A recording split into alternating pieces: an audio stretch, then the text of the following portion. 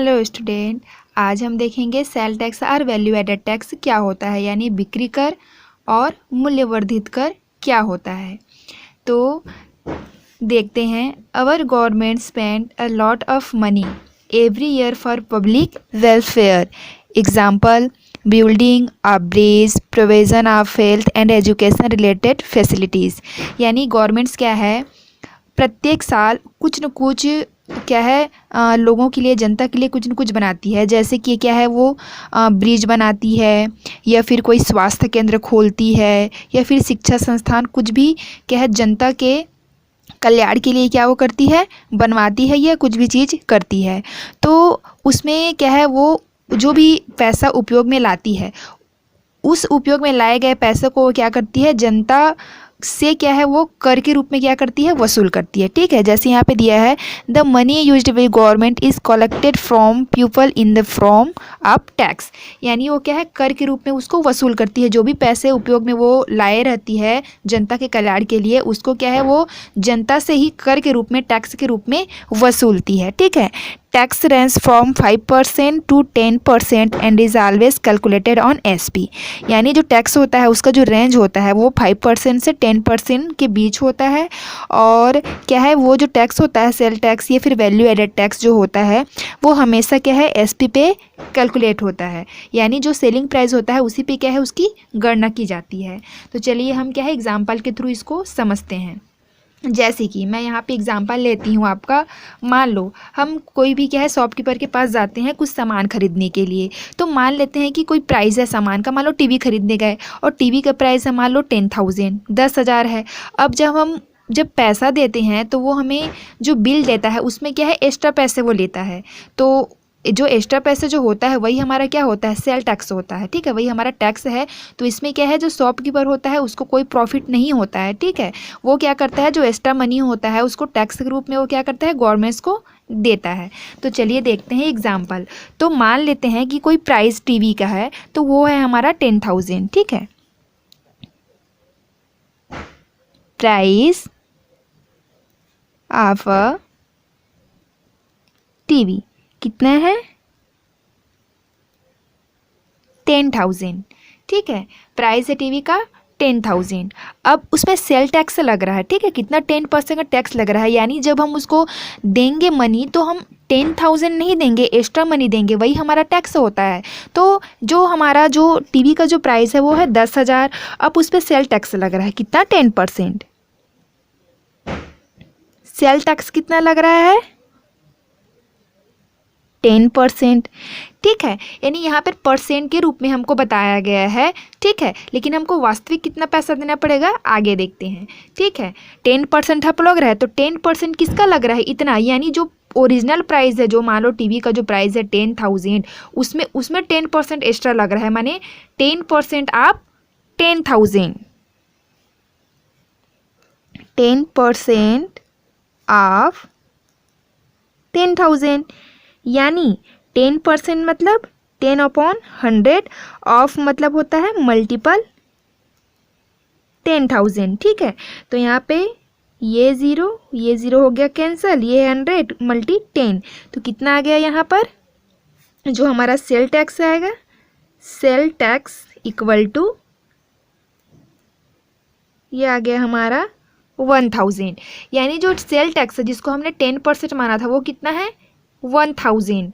यानी हमको जो शॉपकीपर है उसको प्राइस कितने देने होंगे, इतना में इतना ऐड कर दो, तो कितना हो गया हमारा टोटल प्राइस, 11,000। ठीक है, तो हमको एक्स्ट्रा 1,000 रुपये उसको देने पड़ेंगे कि नहीं पड़ेंगे, यही हमारा क्या कहलाता है, सेल टैक्स कहलाता है। ठीक है, एक बार फिर से मैं आपको समझाती हूँ। टीवी का प्राइस था 10,000, 10,000। अब उसमें सेल टैक्स हमारा कितना लग गया, 10% लग गया।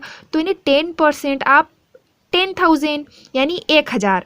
तो यानी जो 10,000 टीवी का प्राइस था उसमें हमको 1,000 एक्स्ट्रा पैसे शॉपकीपर को क्या है, देने पड़ रहे हैं। यही हमारा क्या कहलाता है, टैक्स कहलाता है। यानी एक्स्ट्रा मनी हमको क्या है, देने पड़ते हैं। ठीक है, अब हम देखते हैं वैल्यू एडेड टैक्स, यानी जिसको वैट कहा जाता है, यानी मूल्यवर्धित टैक्स। तो सेल टैक्स में क्या होता था, हमको शॉपकीपर को एक्स्ट्रा मनी देनी पड़ती थी। है कि नहीं। तो जो वेट होता है वो क्या होता है कि इसमें पहले से जो टैक्स है वो एड रहता है, ठीक है, यानी पहले से जो प्राइस है वो एडेड रहती है, हमको एक्स्ट्रा देना नहीं पड़ता, पहले से उसमें जुड़ा हुआ रहता है, ठीक है। जैसे एग्जांपल की हेल्प से हम उसको समझते हैं। Rohan bot N air cooler for rate 3,300 including a tax of 10%। यानी जो कूलर है उसकी प्राइस है जिसमें टैक्स ऑलरेडी क्या है उसमें एडेड है, ठीक है, टैक्स इसमें जुड़ा हुआ है 10%, तब कूलर की प्राइस कितनी है 3,300 रुपीज़। तो find the price of air cooler before VAT was added. जब उसमें टैक्स नहीं जुड़ा था तब की जो ओरिजिनल प्राइस थी जो कूलर की, उसको हमको निकालना है, ठीक है। ये तो कीमत तब की है जब टैक्स जुड़ा हुआ है इसमें, तो हमको टैक्स जब नहीं जुड़ा रहेगा 10% तब की प्राइस कितनी थी ये निकालनी है। तो चलिए इसको सॉल्व करते हैं, ठीक है। तो अभी देखिए हमको प्राइस पता नहीं है कि प्राइस उसकी कितनी है, तो हम उसको मान के चलते हैं एक्स है, ठीक है। तो price of air cooler before VAT was added is equal to rate X, ठीक है। हमको वो प्राइस निकालनी है लेकिन हमको पता नहीं है, तो हम उसको मान कर चलेंगे कि एक्स है। तो चलिए हम इसको सॉल्व करते हैं, ठीक है। Price of air cooler before VAT was added is equal to X rupees, ठीक है। तो अब जो टैक्स कितना लग रहा है 10% का टैक्स लग रहा है, जो टैक्स है हमारा वो कितना है 10% है, ठीक है। 10% का टैक्स इसमें दिया हुआ है। अब देखिए therefore price of air cooler after VAT. अब देखो पहले था हमने मान के चला एक्स था प्राइस जब टैक्स नहीं लगा था, अब जब टैक्स लग जाएगा तब प्राइस कितनी होगी ये निकालना है। तो price of air cooler after VAT जब टैक्स लग जाएगा तब की प्राइस, तो therefore price of air cooler after wait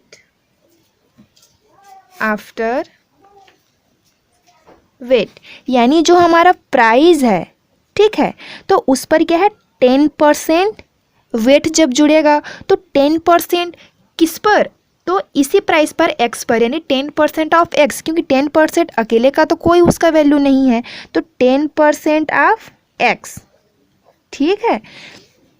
तो यहाँ पर क्या हो जाएगा 10% मीन्स 10/100, आप मिस होता है मल्टीप्लाई, और ये हो गया हमारा x, ठीक है।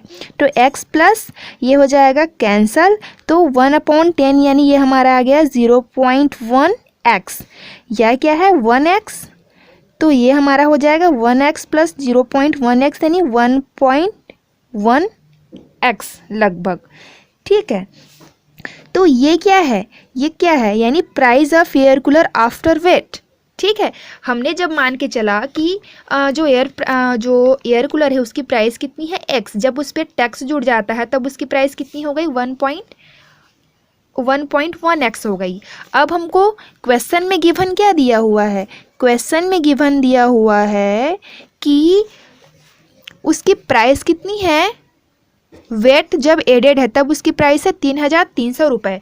तो ये जो प्राइस है वो हमने जो प्राइस निकाली है उसके इक्वल होगी, क्योंकि क्वेश्चन में गिवन किया है कि 3,300 रुपये है, लेकिन हम जब मान कर चले हैं तो हमारा कितना आ गया है प्राइस 1.1x आ गया है। तो ये दोनों प्राइस क्या होंगे, एक दूसरे के इक्वल होंगे।